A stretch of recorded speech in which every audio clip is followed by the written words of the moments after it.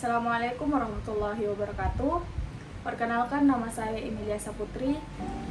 Video ini dibuat untuk memenuhi tugas mata kuliah Bahasa Indonesia.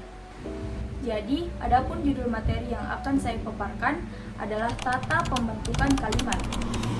Apakah kalian tahu apa pengertian dari kalimat? Jadi, kalimat adalah satuan bahasa terkecil yang mengungkapkan pikiran secara utuh atau sebuah tuturan yang berisi informasi secara lengkap. Jika terdapat tuturan yang menginformasikan sesuatu tetapi belum lengkap atau belum utuh, maka tuturan tersebut belum bisa dikatakan sebagai kalimat. Mungkin hanya sebuah kata atau bisa disebut sebagai frasa. Dan adapun ciri lain, tuturan disebut sebagai kalimat karena adanya predikat di dalam tuturan tersebut. Dalam kalimat dasar bahasa Indonesia dikelompokkan dalam 6 tipe, yaitu yang pertama ada subjek dan predikat, yang kedua ada subjek predikat objek, dan yang ketiga ada subjek predikat pelengkap, yang keempat ada subjek predikat objek pelengkap, dan yang kelima ada subjek predikat objek keterangan, dan yang terakhir ada subjek predikat keterangan. Nah, di sini saya akan menjelaskan apa itu subjek. Jadi, subjek di dalam sebuah kalimat adalah pelaku atau orang yang melakukan suatu kegiatan tertentu. Subjek pada umumnya berupa kata benda seperti nama orang, tumbuhan, dan binatang. Subjek juga adalah sebagai unsur pokok dalam kalimat yang berada di samping predikat. Dan subjek umumnya berwujud seperti nomina. Nah, yang kedua, saya akan menjelaskan apa itu predikat. Jadi, predikat juga merupakan salah satu unsur utama yang berada di samping subjek yang juga merupakan salah satu inti dari kalimat tersebut.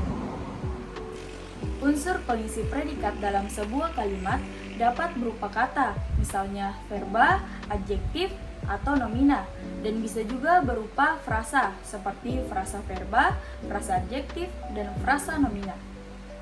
Selanjutnya, saya akan membahas apa itu objek. Nah, objek di sini adalah salah satu fungsi dalam kalimat yang kehadirannya tergantung pada jenis predikatnya. Objek biasanya berupa nomina, frasa nomina, atau klausa yang letaknya berada di sebelah kanan predikat, yang merupakan sebuah kata kerja. Selanjutnya, saya akan membahas apa itu pelengkap. Jadi, pelengkap di sini sama halnya seperti objek. Nah, kenapa saya bilang sama halnya seperti objek? Karena pelengkap di sini juga bergantung kepada jenis predikatnya. Jadi, pelengkap di sini dapat berupa nomina atau frasa nomina, verba atau frasa verba, adjektif atau frasa adjektif. Setelah kita membahas apa itu pelengkap, selanjutnya kita akan membahas apa itu keterangan. Nah, jadi keterangan merupakan sebuah unsur kalimat yang kehadirannya tidak diwajibkan atau bisa kita sebut sebagai opsional saja. Jadi, keterangan di sini dapat berupa frasa nomina dan frasa numeral. Nah, jadi keterangan itu dapat kita bedakan menjadi dua, yaitu yang pertama keterangan wajib dan yang kedua keterangan mana suka. Keterangan wajib ini merupakan bagian dari predikat, sedangkan keterangan mana suka ini bukan bagian dari predikat.